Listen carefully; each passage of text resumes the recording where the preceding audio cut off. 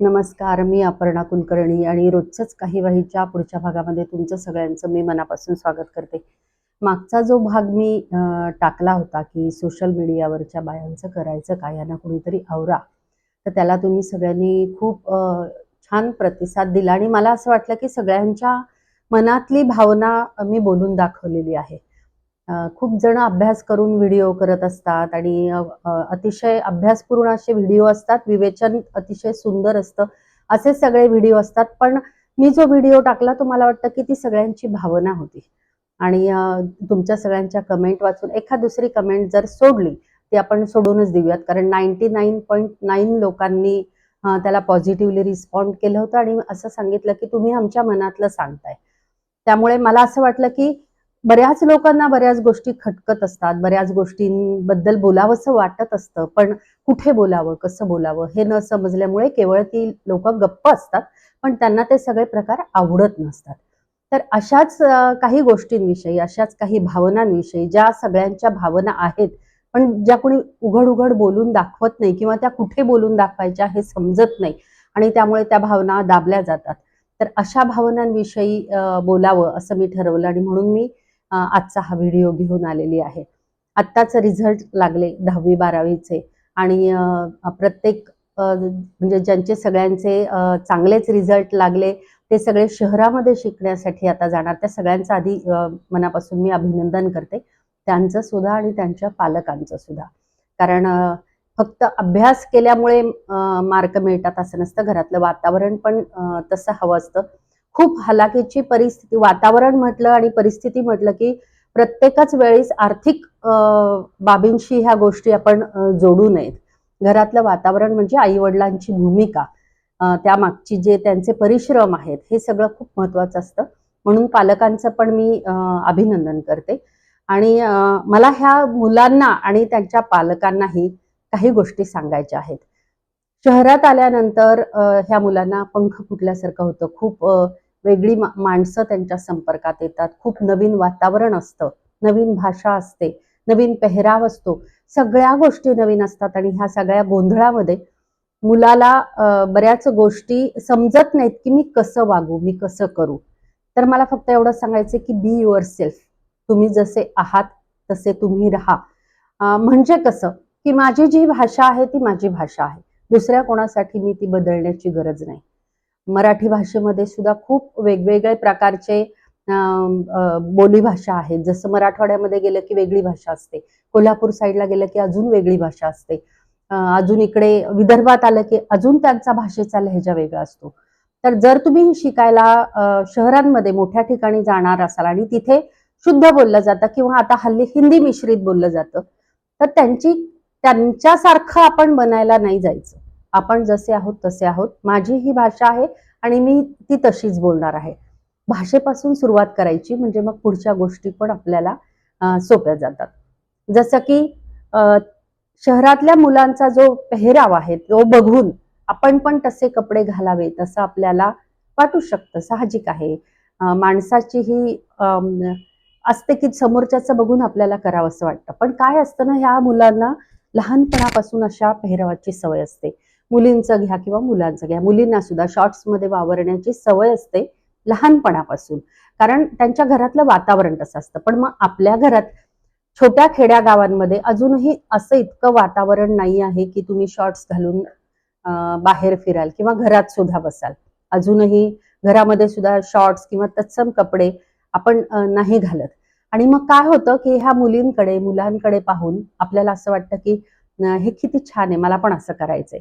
Actually ते आपल्याला फार आवडलेलंच असतं, अशातलाही भाग नसतो. पण काहीतरी नवीन करू पाहण्याची आपली एक उर्मी असते आणि आपल्याला असं वाटत असतं की काय हरकत आहे, मी केलं तर काय. आणि आतापर्यंत जी आपल्यावरती बंधनं तुम्हाला जी वाटत असतात की माझ्यावरती बंधन आहे, असं वागू नको, असं बसू नको, असं उठू नको, असं बोलू नको. पण हे काही ज्या गोष्टी असतात ना, त्या आपल्या चांगल्यासाठी घरच्यांनी सांगितलेल्या असतात आणि त्याच्यामुळे असे कपडे मी तुम्हाला असं अजिबात म्हणणार नाही की तुम्ही घालू नका. पण त्याच्यासाठी तुम्ही स्वतःला आधी तयार करा की मी ह्या कपड्यांमध्ये कम्फर्टेबल आहे का? हे तुम्ही सगळ्यात आधी बघा. काय होतं, मग त्याचं हसं होतं.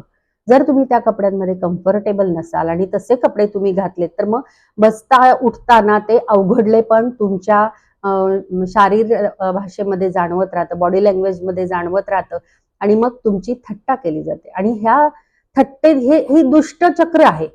जेव्हा तुम्ही स्वतः आहात तसे न राहता दुसऱ्यासारखा होण्याचा प्रयत्न केलात की तुमचं हसं हे 100% होणार. आणि मग हसं झालं की तुम्हाला असं वाटतं की ही लोक आमची थट्टा करतात, आम्ही गावातून आलो, आम्ही खेड्यातून आलो म्हणून आमची ही थट्टा करतात. पण तसं नसतं. तुम्ही त्यांच्यासारखा बनण्याचा प्रयत्न करताय आणि म्हणून ते हसं झालेलं असतं. हे सगळ्यात आधी लक्षात घ्या. त्याच्यासाठी तुम्ही वर्ष, 2 वर्ष, 4 वर्ष तिथे राहिल्यानंतर जेव्हा तुम्हाला असं वाटेल की मी आता ह्याच्यासाठी कम्फर्टेबल आहे, तेव्हा ते तुम्ही ट्राय करायला हरकत नाही.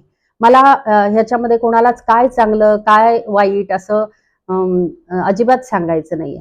अजून एक जसा हा कपड्यांचा मुद्दा झाला की आणि भाषेचा झाला की तुम्हाला जे कम्फर्टेबल असेल ते तुम्ही करा. इथे मी ना एक क्रिश महाडिकचं उदाहरण जरूर देईन.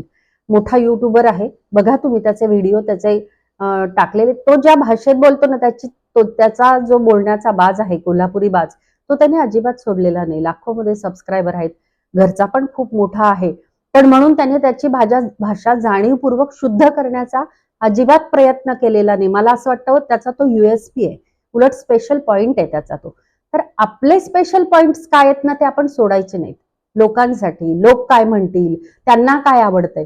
आजूबाजूला सगळ्यात मोठं जे चॅलेंज असतं शहरात गेल्यानंतरचं, हे फक्त शाळेतल्या विद्यार्थ्यांच्या किंवा कॉलेजमधल्या विद्यार्थ्यांच्या बाबतीतच नाही, तर नोकरीच्या ठिकाणी सुद्धा आपण छोट्या गावाखेड्यातून मोठ्या शहरात गेल्यानंतर सगळं मोठं चॅलेंज हे असतं की आपल्याला मित्रमैत्रिणी बनवायचे असतात. आपल्याला तिथे एक सोशल ग्रुप तयार करायचा असतो आणि त्याच्यासाठी आपण त्यांना खुश करण्यासाठी, त्यांची मैत्री करण्यासाठी म्हणून आपण जे आहेत ते सोडून त्यांच्यासारखं वागायला लागतो. तर मला असं वाटतं की हे न करता आपण जसे आहोत तसेच जर आपण राहिलो ना तर ते लोकांना जास्त आवडतं. अशा लोकांकडे लवकर जास्त लोक आकर्षित होतात. कारण हे जे बी युअर सेल्फ असतं ना, स्वतःसारखं असणं, दुसऱ्या कोणासारखं तरी नाही, ते खूप स्पेशल अशी क्वालिटी आहे. तर ती तुम्ही सगळ्यात आधी आत्मसात करा की मी जसा आहे तसा आहे बाबा, मी जशी आहे तशी आहे. मला दुसऱ्यासाठी बदलण्याची गरज नाही. ना माझी भाषा बदलण्याची गरज आहे, ना माझे कपडे बदलण्याची गरज आहे. आणि सगळ्यात महत्वाचा आणि आजच्या काळातला अक्राळ विक्राळ रूप घेतलेला प्रश्न म्हणजे व्यसनाधीनता. दारू प्यावी न प्यावी, सिगरेट ओढावी न ओढावी, हा ज्याचा त्याचा वैयक्तिक प्रश्न. आजकाल वैयक्तिक प्रश्नांचा सुद्धा आणि वैयक्तिक स्वातंत्र्याचं सुद्धा खूप जास्त स्तोम झालेला आहे. पण आपण ठीक आहे की त्या विषयामध्ये आपण नको जाऊयात. पण कसं असतं ना की ज्यांच्या घरामध्ये पहिल्यापासून हे वातावरण आहे, त्यांनी हे पाहिलेलं आहे, ऑकेजनली ड्रिंक्स घेतात आई वडील, हे ज्यांनी पाहिलेलं आहे त्यांच्यासाठी दारू पिणं हा फार मोठा, मी दारू हा शब्द मुद्दाम वापरतेय, जरा तो हार्श पण वाटेल, पण त्यांच्यासाठी ना की हे ड्रिंक्स घेणं हे फार काही वेगळं नसतं त्यांच्यासाठी. ते न्यू नॉर्मल असतं. पण आपल्यासाठी हे नॉर्मल नाहीये. आपल्या घरामध्ये ना हे वातावरण आहे. तर हे सगळ्यांनी लक्षात घ्यायचंय की सगळे करतायत आणि त्या दबावाखाली येऊन म्हणून मी थोडीशी सिगरेट ओढून बघते, मी थोडं दारू पिऊन बघतो, अशा गोष्टी अजिबात करायच्या नाहीत. त्याला कारण काय आहे माहिती का? हे जे सुरुवात झालेली असते ना की दुसऱ्यांसाठी, स्वतःसाठी नाही. ज्या दिवशी तुम्हाला असं वाटेल ना की हे मला माझ्यासाठी करायचंय, तर ते करताना ना एक मुद्दा लक्षात ठेवायचा की स्वतःच्या पैशाने करायचं. आई वडिलांनी कमवलेल्या किंवा घरच्या पैशातून आपण ते करण्याचा एवढा माज आपण नाही दाखवायचा. आपली ती काय म्हणूयात की ती आपली पूर्णपणे ती तयारी नाहीये. जोपर्यंत तुम्ही स्वतः कमवत नाहीत तर तोपर्यंत तुम्ही स्वतःच्या पैशाने आपण जे काय करायचं ते करायचं. हे सगळ्यात आधी डोक्यामध्ये फिक्स ठेवायचं की माझ्या आई वडिलांनी मला एवढं कष्ट करून मोठ्या उमेदीने पाठवलेलं आहे शहरामध्ये की माझा मुलगा काहीतरी शिकेल, माझी मुलगी छान काहीतरी शिकून मोठी होईल आणि त्याच्यासाठी त्यांनी तुम्हाला इथे पाठवलेलं आहे. त्यामुळे त्यांच्या पैशावरती ही मजा नाही करायची. हा सगळ्यात महत्वाचा मुद्दा. आणि आई वडिलांनी सुद्धा मुलांना हे जरूर सांगायचं आहे की बाबा रे, तुला जे काय करायचं आहे ना ते तू कर, किंवा बाई ग तुला जे काय करायचंय तुझं आयुष्य आहे. मुलं म्हणतात माझं आयुष्य, मला जे पाहिजे ते मी करीन. ठीक आहे, तुमचे निर्णय तुम्ही घ्या, पण कधी? जेव्हा तुम्ही तुमच्या स्वतःच्या पायावरती उभे असाल तेव्हा. आमच्या पैशावरती तुम्ही नाही हे म्हणू शकत की मला जे पाहिजे ते करीन, मी माझं आयुष्य नाही. जोपर्यंत माझे पैसे मी तुला देतोय देतीये तोपर्यंत तुम्ही म्हणेल तसंच वागलं पाहिजे. हा थोडासा धाक आपण म्हणूयात की मुलांना दाखवला पाहिजे आणि मुलांनी हे समजून घेतलं पाहिजे की तेवढा स्वाभिमान ठेवा ना रे, की स्वतःचा स्वतः मी कमवीन आणि मला पाहिजे ते मी करीन. तेव्हा तुम्हाला कोणालाही काही बोलायची हिंमत नाही होणार आहे. पण हा एक पहिला मुद्दा लक्षात ठेवायचा. काय होतं ना की एकदा करून पाहू, त्यात काय होतं, लोकांना काय वाटेल, सगळ्या मित्रमैत्रिणी करतात आणि मी नाही केलं तर मग मी मागासलेली वाटेन का, आणि त्याच्यासाठी म्हणून सुरुवात केली जाते. पण ह्या सगळ्याची सवय नसल्यामुळे लवकरच त्या गोष्टीचं व्यसन लागतं. म्हणजे सुरुवातीला एक गंमत म्हणून, फॅशन म्हणून, फॅशन तर ही असूच शकत नाही, पण ती आजकाल झालेली आहे. फॅशन म्हणून जेव्हा तुम्ही एखादी गोष्ट सुरू करता, ती केल्यानंतर हळूहळू त्याची सवय लागते आणि सवय लागल्यानंतर मग तुम्ही व्यसनाधीन होता. त्या गोष्टीच्या तुम्ही अधीन होता, इतके अधीन होता की तुम्हाला आपण कशासाठी शहरात आलेलो आहोत, आपण काय करतोय आणि कुठल्याही गोष्टीचं भान राहत नाही. मग आपण बातम्यांमध्ये पाहतो की कुठल्या तरी टेकडीवरती कुठली तरी मुलगी दारू पिऊन पडलेली आहे, अस्ताव्यस्त कपडे, अशा अवस्थेत, आणि तिला 4 मुलांनी पोलिसांनी उचलून नेलेलं आहे. एखादी अशी गोष्ट पाहतो की जी दारू पिऊन जाताना गाडीवरून जाताना पोलिसाशी हुज्जत घालते की मी माझ्या पैशाने दारू पिली आहे, तुम्हाला काय करायचंय. तर हे जे सगळ्या गोष्टी घडतात ना, ह्याला कारण असं असतं की सुरुवातीची जी गंमत असते ना, की मला गंमत वाटतेय त्याच्यामध्ये, ही गंमत वाटू देऊ नका. गंमत वाटण्याची ही गोष्ट नाहीये. ह्या गोष्टी हल्ली खूप नॉर्मल करण्याचा सगळीकडूनच दबाव आहे. सगळ्या समाजाच्या घटकांमधून हल्ली आपण मूव्हीज असू देत किंवा जाहिराती असू देत किंवा कुठल्याही गोष्टी असू देत ज्याच्यामध्ये ड्रिंक्सचं खूप जास्त किंवा सिगरेट ओढण्याचं सुद्धा खूप जास्त त्याला ग्लॅमराईज केलेलं आहे. आणि अशा पद्धतीने मी वाईन पिते ह्याच्यामध्ये बायकांना सुद्धा खूप मी मी फक्त वाईन पिते किंवा मी फक्त हेच पिते, माझा हा ब्रँड आहे.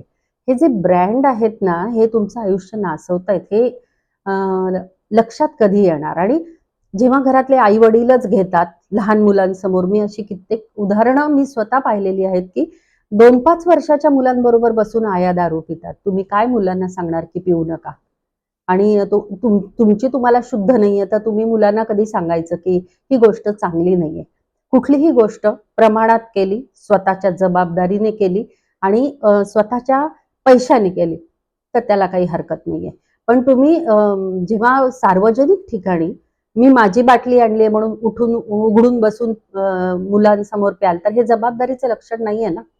सामाजिक जबाबदारी नावाचा सुद्धा एक प्रकार असतो. तुम्ही 4 चौघांमध्ये वागता कसे ह्याचे पण नियम असतात. सगळेच नियम सोडून द्यायचे आणि सगळं मला मन मानेल तसं मी वागेन, तर असा समाज हा अधोगतीकडेच जाणार असतो, ज्याची आपली सुरुवात झालेली आहे.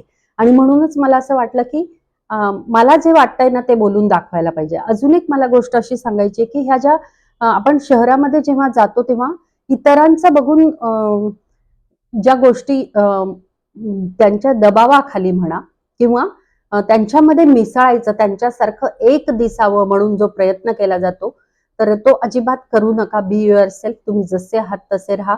मी हे खूप चांगल्या पद्धतीने समजून शकते की खेड्यातून शहर गावामध्ये गेल्यानंतर तिथे सर्व्हाइव्ह करणं सोपं नसतं. तुमच्या राहणीमानावरून, तुमच्या दिसण्यावरून, तुमच्या बोलण्यावरून तुम्हाला प्रत्येक वेळेस ट्रोलिंगचा सामना करावा लागतो. प्रत्येक वेळेस तुम्हाला चिडवलं जातं आणि त्याच्यातून तुम्ही ताठ मानेंनी राहिलं, पण आतापर्यंत आपण खूप सुरक्षित वातावरणामध्ये राहिलेलो असतो आणि ही जगरहाटी आहे. ह्या सगळ्याशी 2 हात करण्याची, 4 हात करण्याची तुमची तयारी असली पाहिजे.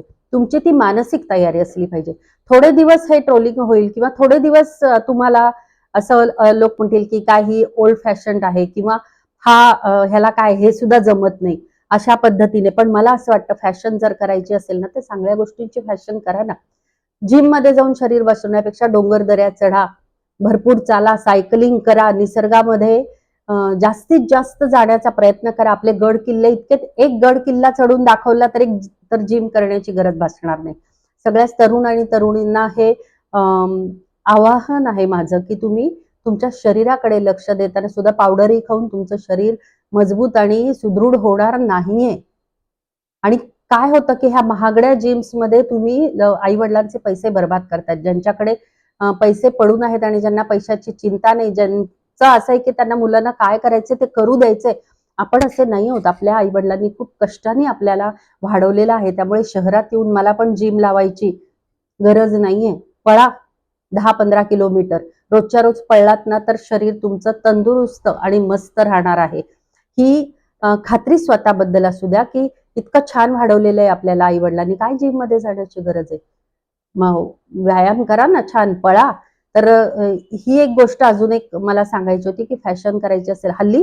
अजून एक मुद्दा काय होतं ना की मी खूप जास्त लिहून काढून बोलत नाही. मला जे मनात साचलेलं असतं ते मी बोलत जाते. त्यामुळे कदाचित असं होण्याची शक्यता आहे की माझा मुद्दा इकडे तिकडे होण्याची शक्यता आहे, कधी रिपिटेशन होण्याची शक्यता आहे. तर तेवढं प्लीज समजून घ्या. पण मला अजून एक गोष्ट अशी सांगायची आहे की हे व्यायामाच्या संदर्भात मी जसं सांगितलं ब्रँड ब्रँड काय आहे हल्ली शहरांमध्ये काय खेड्यांमध्ये सुद्धा मला असं ऐकायला येतं की जेव्हा लग्नासाठी बोलणी होतात तेव्हा मुलं मुली एकमेकींना तुझा ब्रँड काय असं विचारतात, ब्रँड्स विचारतात. ह्याला प्रगती म्हणायचं का अधोगती म्हणायचं तेच मला समजेन असं झालंय की म्हणजे हे काय कशाचं लक्षण आहे, काय ह्याच्यामध्ये काय आपण म्हणजे किती सुधारणा झाली असं ह्याला कसं म्हणावं आणि का म्हणावं, म्हणजे ही कसल्या प्रकारची सुधारणा आहे की ज्याच्यामुळे आपल्याला काय मिळालं तर काहीच नाही आणि तरी पण आपण म्हणायचं की आम्ही खूप पुढारलेलो आहोत, आम्ही खूप सुधारलेलो आहोत. ही कसली सुधारणा आहे. जेव्हा बाहेरच्या देशातली लोक आहेत ना तिथल्या हवामानामुळे वातावरणामुळे किंवा त्यांच्या लाईफस्टाईलमुळे जी त्यांच्या ज्या सवयी असतात त्या आपण फक्त उचलतोय, पण त्यांची जी मॅच्युरिटी आहे ती आपण कधी घेणार आहोत हे आपल्याला समजत नाहीये. तर त्यामुळे मला असं वाटतं की मी खूप जास्त गोष्टी सांगितल्या, तरी पण ह्या 4-5 गोष्टी ज्या आहेत त्या लक्षात ठेवायच्या. स्पेशली गावाखेड्याकडून शहरामध्ये जाणाऱ्या सगळ्यांनीच हे लक्षात ठेवायचे की बी युअरसेल्फ. तुम्ही जसे आहात तसे राहा. लोकांना दाखवण्यासाठी काहीही करण्याची गरज नाही. मला जे वाटतंय ते करायची सुरुवात करायची तुमच्याकडे बघून लोकांनी सुरुवात केली पाहिजे आणि लोकांना ते अट्रॅक्टिंग वाटलं पाहिजे. ते त्याची फॅशन आपणच फॅशन सुरू करायची. आपणच फॅशन म्हणायचं आणि आपल्याला जे पाहिजे ते करायचं. 2 वेण्या घालायची माझी फॅशन आहे. मला हेअर कट मला जसा पाहिजे तसा मी करणार आहे. दुसऱ्या कुणीतरी केलाय म्हणून नाही. हे सगळ्यांनी लक्षात घ्या. तुर्तास इतकंच थांबते. मागच्या व्हिडिओला जसा प्रतिसाद दिला, तुमच्या मनात काय आहे ते तुम्ही सांगितलं. प्रत्येकाला मला उत्तर देणं शक्य नाही झालं. पण 1-2 प्रतिक्रिया फक्त निगेटिव्ह होत्या की ज्याच्यामध्ये सांगितलं की तुम्ही कशाला मॉरल पॉलिसिंग करायला येत आहे. तुम्हाला काय करायचंय. पण असं जर प्रत्येकानेच म्हटलं तर कसं व्हायचं हो. कुणीतरी तर सुरुवात केली पाहिजे. ती सुरुवात मी केलेली आहे. आणि अजून एक कमेंट अशी होती की सवंग म्हणजे काय, थिल्लर म्हणजे काय ते जरा सांगता का. तर मला असं वाटतं की जे करताना ना स्वतःच्या आतमध्ये पाहून तुम्हाला कधी जरी जर असं वाटलं ना एक क्षणभर जरी की हे बरोबर नाहीये, तर तशी गोष्ट जर तुम्ही केली तर तो थिल्लरपणा आहे हे लक्षात घ्यायचं. तुर्तास इतकंच थांबते. धन्यवाद.